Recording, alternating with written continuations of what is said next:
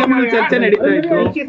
ಈಗ ಸಿಎಂ ಚರ್ಚೆ ಶುರುವಾಗಿರುವಂತದ್ದು ಸ್ವಾಮೀಜಿಗಳು ಯಾರು ಚರ್ಚೆ ಮಾಡಿದ್ದಾರೆ?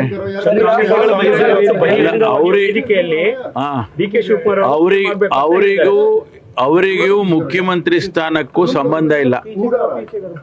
ಅವರಿಗೆ ಅವರ ಅಭಿಪ್ರಾಯವನ್ನ ಅವರು ವೇದಿಕೆ ಮೇಲೆ ಹೇಳಿರ್ಬೋದು.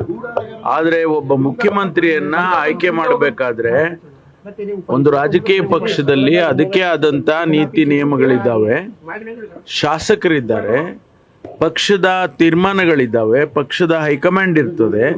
ಅದೆಲ್ಲವನ್ನು ಬಿಟ್ಟು ಒಬ್ಬರು ಸ್ವಾಮೀಜಿ ಹೇಳ್ತಾರೆ ಅಂತ ಹೇಳಿದ್ರೆ ಯಾವುದು ಕೂಡ ಆ ರೀತಿ ನಡೆಯೋದಿಲ್ಲ. ಅವರ ಅಭಿಪ್ರಾಯವನ್ನ ಅವ್ರು ಹೇಳಿರ್ಬೋದು ಅಷ್ಟೇ.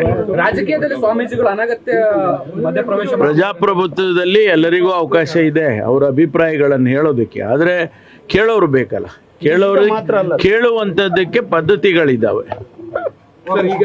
Thank you. ನ್ಯೂಸ್ ಫಸ್ಟ್ ನಿರ್ಭೀತಿಯಿಂದ ನಿಮ್ಮ ಪರವಾಗಿ.